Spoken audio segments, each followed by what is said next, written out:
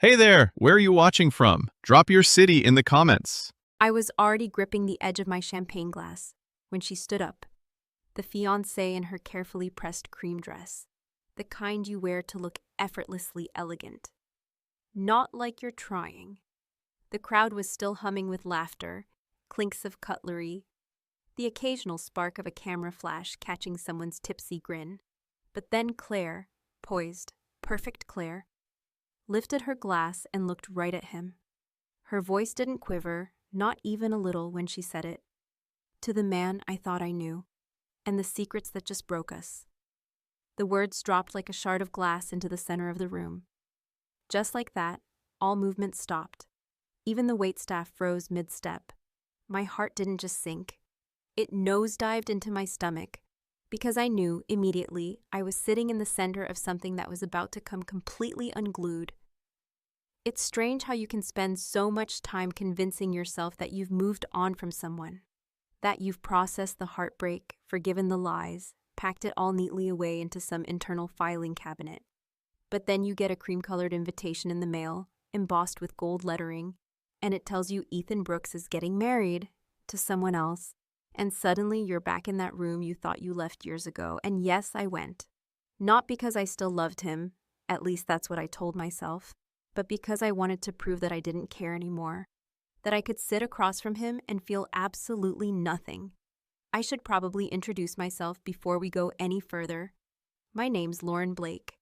I'm 38 years old, I work in marketing, and I've had the same apartment for nearly a decade, half because I like it, half because I'm scared of change.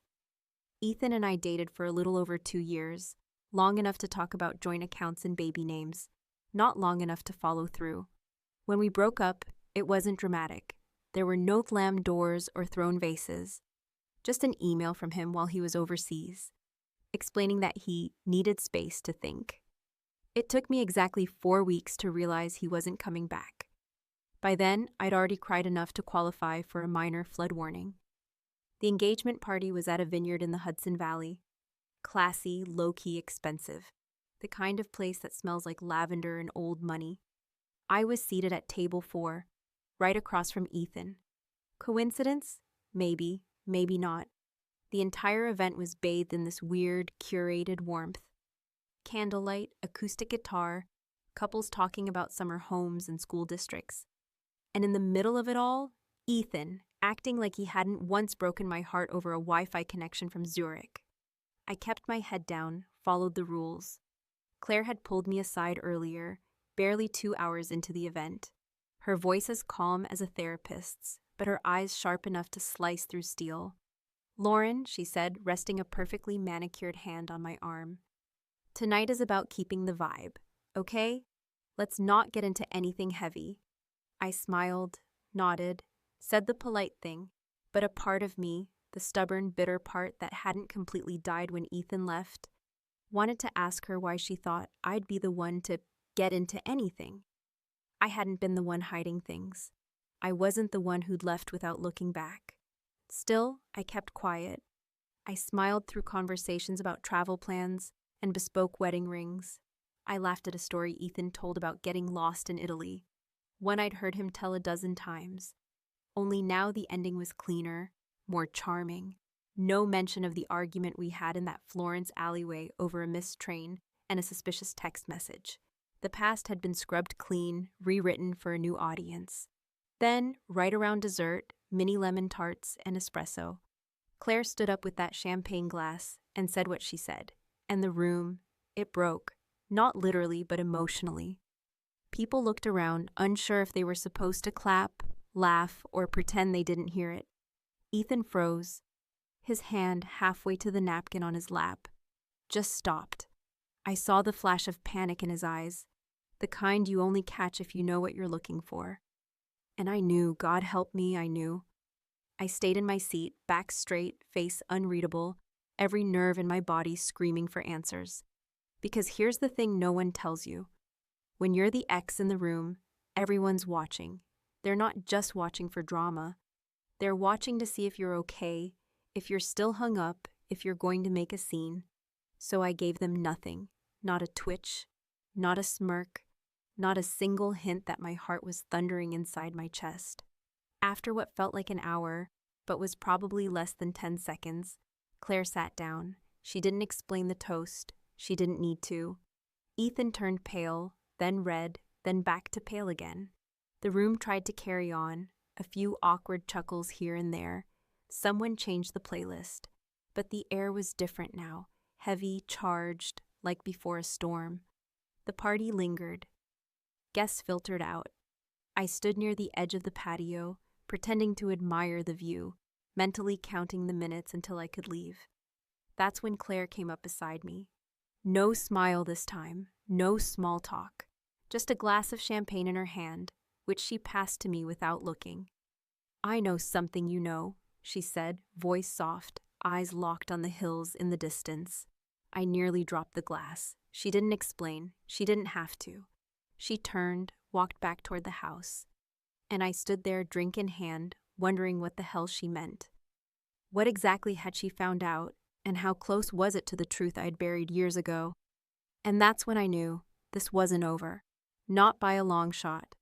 The drive back into the city was one of those surreal, quiet journeys where the hum of the tires against the road feels louder than your own thoughts, even when your mind is practically screaming. I kept one hand steady on the wheel and the other loose in my lap, cold fingers brushing against the stem of my phone like I was waiting for something to happen. Some kind of message, a missed call, or better yet, some explanation for the look in Claire's eyes when she handed me that champagne glass and said those 6 words. "I know something you know." It sounded innocent enough if you said it the right way, but coming from her, with her composure so precisely calculated, it was anything but a casual remark. It was a signal, a quiet alarm, and I couldn't stop thinking about it. By the time I parked outside my building, the sky had shifted into that bruised color it takes on right before a thunderstorm, the kind that makes you instinctively check your windows even if they're already shut. I sat in the car for 10 full minutes, rereading her message from earlier that day. "Don't worry, Lauren, you'll have fun. It's not that serious." The nerve. It was all smiles and etiquette until it wasn't, until she detonated the bomb and casually walked away from the wreckage like it was just another bullet point on the evening's schedule. I wasn't sure if I was supposed to text her or if that would be seen as some kind of breach in the unspoken code between exes and their replacements. But I didn't have to decide. The next morning, just as I was finishing my second coffee and trying to pretend I wasn't obsessively refreshing her social media for any post-party updates, my phone buzzed again. This time, it wasn't a vague text or a cryptic message. Claire had sent me a photo. Just one. It was of Ethan, standing in what looked like a parking garage, head tilted down, clearly mid-conversation with a man whose face was partially turned away from the camera. But it wasn't just the setting or the secrecy of the image that caught my eye. It was the timestamp. It was from 3 weeks ago in Geneva. Geneva, where he told everyone he was on business. The man in the photo was older, balding, with that kind of calculated posture that screams government or money. And Ethan looked cornered, not casual. No tie, sleeves rolled, face tense in a way I hadn't seen since the week before he left me. That photo was followed by a message from Claire. "I think you know more than you realized. Let's talk." Now I've done my fair share of pretending over the years. I've smiled through holiday parties where the host was cheating on his wife. I've nodded through presentations I knew were full of lies. And I've congratulated people on promotions they got by stabbing others in the back. But this was something else. This was stepping into the kind of mess you only hear about through other people's scandals. The kind that ruins reputations, families, entire lives. I met Claire at a cafe on the Upper West Side, the kind of place where you're more likely to overhear a literary agent pitching a book than a woman quietly unraveling her fiancé's life. She looked the same, poised, pleasant, but there was a tension in her jawline that hadn't been there before. She didn't waste time. She opened her phone, slid it across the table, and let me read the texts. They weren't explicit. Ethan wasn't that stupid, but they were suggestive enough. Mentions of clearing accounts, closing records, no paper trail. The kind of language that, when you've worked in marketing and sat through your fair share of financial disclosures and compliance meetings, raises every red flag in the book. She didn't ask me what I thought. She asked me what I knew. And I should have said no. I should have told her I didn't know a thing, played dumb, and walked away before any of it could attach itself to me. But instead, I told her about the wire, the one Ethan asked me to help him with years ago, back when we were still together, when he said it was for his mother's medical expenses in Europe, but wouldn't give me a straight answer about which hospital or what treatment. It was just over $10,000, nothing too alarming, but enough to make me pause. He used my laptop. That memory hit me like a slap. Claire didn't react right away. She just sipped her coffee and stared at the foam like it might spell out her next move. Then she said something I'll never forget. "I think this goes deeper, and I think he picked us both because we don't cause scenes. We're polite, we don't ask too many questions." And I realized she was right. Ethan always picked the type of woman who didn't scream, who didn't fight back, at least not at first. I left that cafe with a pit in my stomach, a copy of the photo on my phone, and a sudden burning need to do something about it. That night, I RSVP'd for an event I knew Ethan's boss, a mild-mannered VP named Henry Garland, would be attending. I didn't dress to kill, but I dressed to be noticed. Tasteful, strategic, the way you do when you're about to plant a seed. I waited until the right moment, when Henry was mid-conversation with someone about international compliance updates, and then I dropped Ethan's name casually. "Oh yes, I think he mentioned that Geneva project when we were all at the party, pal," I said with a smile that didn't reach my eyes. He's always had a knack for keeping those things under wraps, hasn't he? Henry froze for half a second, just long enough to know the message had landed, before recovering with a tight smile and excusing himself to take a quick call. I didn't stay much longer. I'd done what I came to do. The next morning, I received a voicemail from an unknown number. A man's voice, unrecognizable, calm. "We know you were at the party. We need to talk about Ethan." That was it.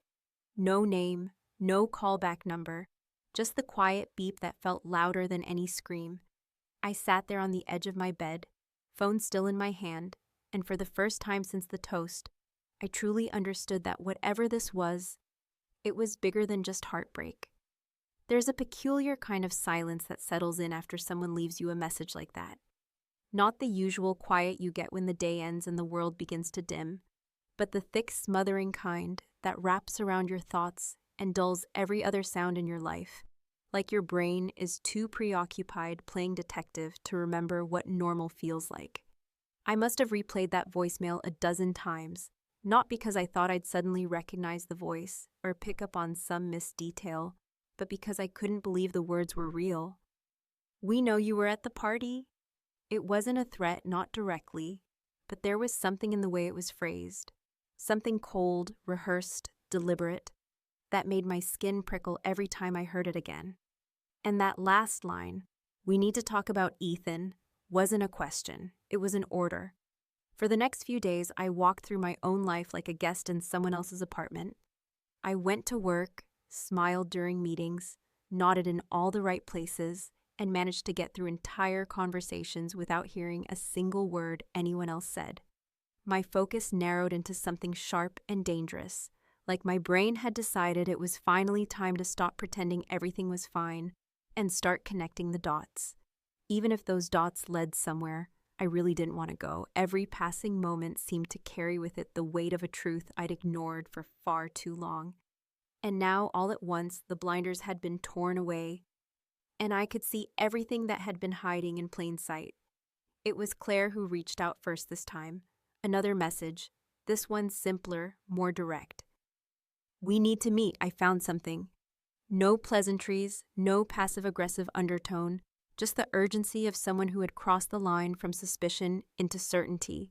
We agreed to meet at a bookstore cafe downtown, the kind of quiet little corner you'd choose if you wanted to have a conversation no one else would overhear.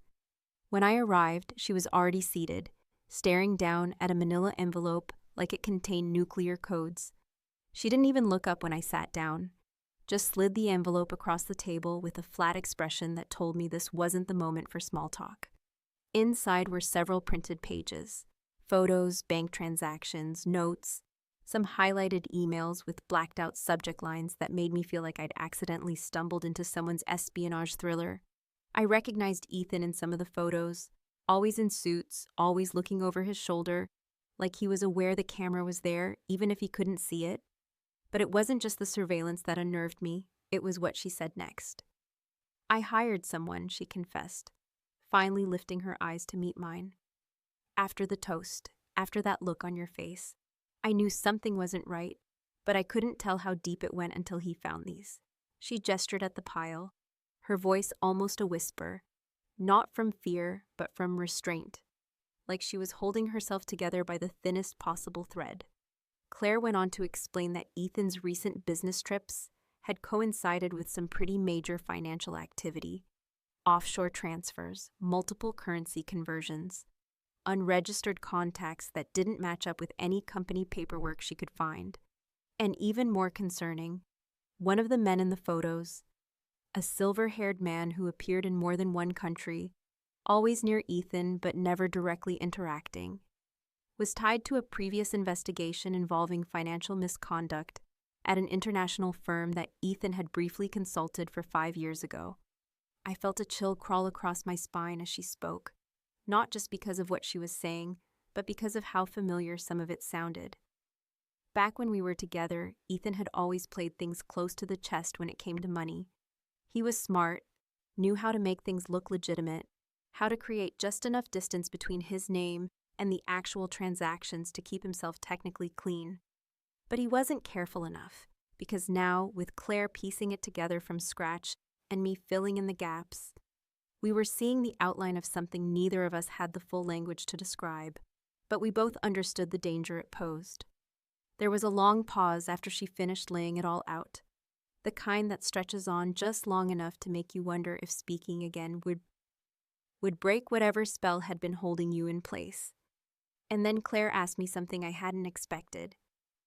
"Why didn't you ever say anything?" It wasn't accusatory, more like genuine curiosity laced with something I couldn't quite place. Guilt, regret, maybe both. I thought about it for a while before answering. I told her about the time I almost confronted him, when I saw the alert on his laptop about a wire transfer flagged for review, and asked him point blank what it was for. He laughed, made up a story about covering for a colleague, then kissed me on the forehead like I was some kind of naive child asking too many questions. And I'd let it go, because back then I didn't want to know. Back then, I believed that love meant trust, and trust meant giving people space to lie if they needed it. Claire didn't say anything for a while after that, just nodded slowly, like she understood exactly what I meant, even though we hadn't known each other long enough to share that kind of history. And then, almost casually, she pulled out her phone and showed me a list of company board members. One of the names stood out immediately: Richard Garland, Ethan's boss's father, and someone I'd met at a fundraiser 2 years ago. It hit me instantly. Garland wasn't just a distant authority figure. He was a gatekeeper, someone who could either bury this entire mess or blow it wide open. That night, I wrote a carefully worded, polite as hell email to Garland, under the guise of following up on a conversation we'd had years ago about investment ethics. I attached one of the documents Claire had found, something vague but enough to suggest there was more where it came from. I didn't accuse, I didn't ask for anything. I just let him know that someone he trusted might be walking a very dangerous line, and left it at that. I thought I'd feel triumphant. Instead, I felt like I'd just taken a match to a room full of gasoline, and I wasn't entirely sure whether I'd be able to get out before everything exploded. The next morning, the story started to spread. Quietly, carefully, compliance was looking into certain matters involving international activity. Ethan hadn't been named, but his face was pale in the elevator when I saw him, and his smile was thinner than usual. Claire texted me later that afternoon, just one sentence: "The party isn't over." And somehow, I knew she was right.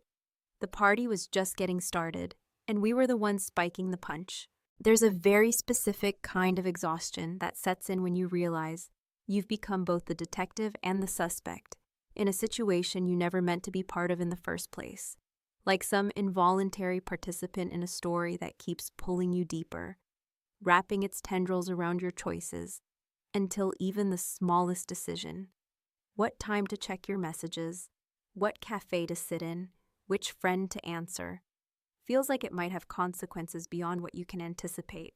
By the time that fourth day rolled around after Claire had handed me that manila envelope and my polite, deliberately vague email had begun rippling its way through the invisible current of Ethan's professional circle, I could feel the shift happening around me, subtle at first. Whispers in hallways, colleagues turning slightly too quiet mid-conversation when I walked past, the way Ethan stopped making eye contact with me altogether. But then gradually, the tension grew louder, more insistent, like the air itself was preparing for impact. I hadn't seen Claire since the bookstore meeting, but she'd been texting regularly, short, calculated updates, never more than a few words, as if even she was unsure how much could be said safely over the phone. He's rattled. HR meeting on Friday. We're not the only ones asking questions. Each message hit like a breadcrumb in some larger, darker trail, and while part of me wanted to throw my phone across the room and walk away from the whole thing, another part, the part that had grown sharper and less forgiving in the years since Ethan vanished from my life, knew that we were past the point of no return. Whatever this thing was that he'd built around himself, these secrets, these carefully curated lies, it was starting to crack, and I wasn't going to miss the moment it finally collapsed. I spent hours at night poring over the documents Claire had given me, running searches, cross-referencing dates and names and codes like some over-caffeinated paralegal, without the law degree to back it up. But what I lacked in formal training, I made up for in something far more dangerous: memory. I remembered details from our time together that no spreadsheet could replicate. The strange late-night calls, the way he flinched every time I brought up long-term plans. That weekend he flew to Frankfurt, claiming it was for a client emergency, only to send me a single grainy photo of a skyline that didn't match the weather he'd described. And now, armed with Claire's intel and my own memories, I was beginning to piece together a pattern. Ethan didn't just hide things, he erased them, replaced them with prettier versions that people wanted to believe because he made it so easy to trust him. And that's what scared me most. Not that he'd lied, not even that he'd possibly committed something criminal, but that he was so good at it, so convincing, so seamlessly normal in the face of chaos. It made me wonder how many other people he'd fooled, how many times he'd stood in front of someone, boss, friend, lover, and sold them the same version of himself with a smile that never faltered. That kind of deception isn't accidental. It's deliberate. It's artful. When I finally agreed to meet with Claire again, she suggested a different kind of venue. Not a cafe or a bookstore this time, but a hotel lounge tucked just off Lexington, dimly lit and full of polished brass and velvet chairs designed to absorb secrets. We ordered wine, nothing fancy, and spent the first few minutes in silence, the kind of comfortable quiet that can only exist between people who are thinking the same thing but haven't figured out how to say it yet. She was the one to break it. I don't think he's working alone. I didn't ask her to explain because I already knew. I'd been thinking the same thing, turning the idea over in my head like a loose tooth. The volume of money moving around, the timing, the overseas meetings. It didn't feel like the work of one man pulling strings in the dark. It felt organized, like something bigger than just one person trying to cover his tracks. Claire had already made the connection. 2 of the names on Ethan's emails matched former board members of a shell company dissolved 3 years ago, one based in Luxembourg, the other now working in consulting for a firm that specialized in international asset protection, which is code for making money disappear legally. The realization didn't come with a sense of triumph. It came with dread, because it meant we weren't just dealing with a liar. We were dealing with someone who had built an entire framework around his deceit. Someone who knew how to manipulate the systems designed to catch people like him, and who might, even now, be 10 steps ahead of us. I wanted to stop. I wanted to tell Claire that we'd done enough, that the whispers about Ethan's HR meeting were victory enough, that we could walk away with the satisfaction of having rattled him, exposed enough to raise suspicion, to plant the doubt. But Claire wasn't interested in doubt. She wanted the truth, all of it, and she wasn't going to stop until Ethan either confessed or burned. So we came up with a plan, simple but effective. She would confront him, not in public, not in some dramatic outburst, but in a private, controlled conversation that I would listen to, unseen, unheard, recording everything. We arranged the meeting at her place, under the pretense of a reconciliation dinner. Ethan agreed, probably thinking he could still charm his way out of the storm gathering around him. The night of the dinner, I arrived early, hidden in the guest room with a glass of water and a pit in my stomach, earpiece in, phone recording. I heard him walk in, all casual laughter and apologies for the traffic. I heard them exchange small talk, clinking glasses, the awkward flirtation of two people pretending nothing had changed. And then I heard her voice shift. She asked him directly about the Luxembourg connection, about the photos, about the money. His reaction was everything I'd expected: denial, confusion, a little performative outrage. But there was a moment, maybe just 3 seconds, where he didn't speak at all. And in that silence, I could hear the truth land between them like a weight. Later, as he left, still denying but clearly shaken, I slipped out the back and returned to my apartment, heart pounding with the rush of it all. I hadn't just heard a man lie. I'd heard the beginning of his unraveling.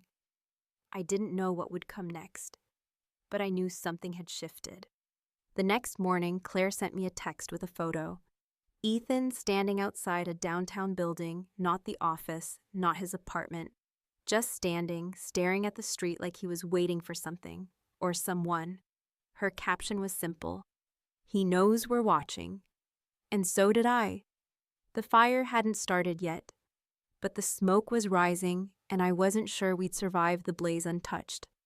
There are moments in life that arrive not like thunder, loud and unmistakable, but like a slow creeping fog that settles into every corner before you realize the view has changed, and you can no longer see what's ahead, or even clearly remember what came before. And that's exactly how the final stretch of all this felt. Not like an explosion, not like some dramatic finale, but like the last inch of rope slowly tightening in your hands as you realize you've been holding on far longer than you should have. By the time Claire and I decided it was time to bring things full circle, to sit across from Ethan one last time, not in an alley of secrets, or through the filter of surveillance and suspicion, but face to face, all cards on the table, the game had already changed, and we both knew it. We picked a neutral place for the dinner, one of those private rooms in the back of a quiet restaurant where the walls are thick. The lighting is dim, and the staff has mastered the art of discretion. It wasn't meant to be a trap or an ambush, and it certainly wasn't about revenge in the traditional sense.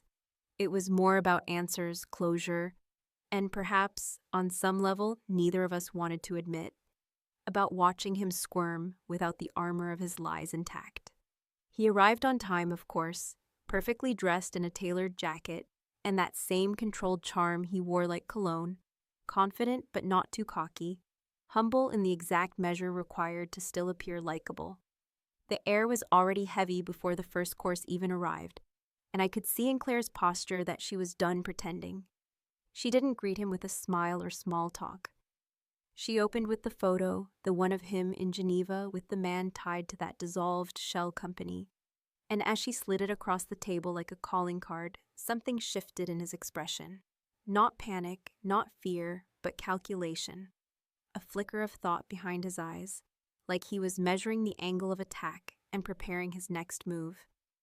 He picked it up slowly, glanced at it with a sigh that bordered on theatrical, and said the one thing that instantly told me we weren't going to get the version of Ethan who might beg for forgiveness or even feign regret. I figured this would happen eventually, and just like that, all pretense dropped. What followed was not a confession, not really, but a half-unraveling of a man who had lived for so long inside his own mythology that he could no longer tell which parts were lies and which were simply truths, bent out of shape until they looked like safety. He spoke in vague terms, opportunities, connections, gray areas, and danced around the specifics like a man who's had years of practice avoiding the teeth of any particular sentence. He never admitted guilt, not outright, but he never denied the accusations either, instead opting for a language of half-truths and calculated omissions, the kind that would sound almost innocent to someone less informed, less hurt. Claire let him speak, though every word seemed to chip away at her resolve, her spine straight but her eyes dimming slightly, like she was watching a man she had loved dissolve in front of her into someone she could no longer justify. And me, well, I didn't say much. I didn't need to. My role had never been to lead this confrontation. I was the shadow in the room, the past he thought he'd buried, now sitting quietly beside the consequences of his choices. Eventually, when the waiter cleared the plates we barely touched, and the wine glasses sat half full like abandoned props in a badly written play, Claire leaned in and asked the one question that had been humming beneath every conversation, every file, every message between us. Were we just part of the cover? It wasn't a dramatic moment, not in the way movies make these things out to be. There was no raised voice, no tears, no slamming fists, just the quiet, steady ache of a woman realizing that the future she had planned was never really hers to begin with. Ethan didn't answer, not directly. He simply looked at her, then at me and said, "You both asked the wrong questions." And with that, he stood up, left a few bills on the table, and walked out like a man who had just given the performance of his life and didn't care whether the critics liked it. Claire and I sat there for a long time after he left. We didn't talk much. There was nothing left to say that hadn't already been said in silence. Eventually, she reached for her phone and played the last voicemail Ethan had sent her, the one I didn't know about. It was short, only a few seconds. "I never wanted you to find out this way." And then a pause. "But I knew you would." The call ended with a soft click, like a period at the end of a sentence no one asked for. In the weeks that followed, things moved quickly but strangely quietly. Ethan took a leave of absence from work, officially due to personal matters. The company launched an internal review, but no public statement was ever made. Rumors swirled, of course, as they always do, but nothing concrete emerged. It was like trying to hold smoke in your hands, real enough to see, impossible to catch. Claire moved out of their shared apartment and didn't tell me where she went. Not exactly. She needed space, she said, and I understood. I didn't reach out again. We had played our parts, pulled the curtain back, and now we both needed to return to lives that made sense, or at least lives we could explain to ourselves without too much shame. As for me, I tried to go back to normal, work, friends, morning coffee routines, but nothing felt quite the same. I'd seen something up close that you're not supposed to see, something you usually only read about in headlines or hear about secondhand in whispers over drinks. I had stared into the face of a man who had loved me once, maybe, and seen the hollowness he carried underneath all that charm. And worse, I had almost let myself believe him again. One evening, about a month later, I was walking home through the quieter side streets near my neighborhood, headphones in, just starting to let myself feel the early hints of peace, when my phone buzzed. An email, no subject, no signature, just a single sentence. "You weren't the only one watching."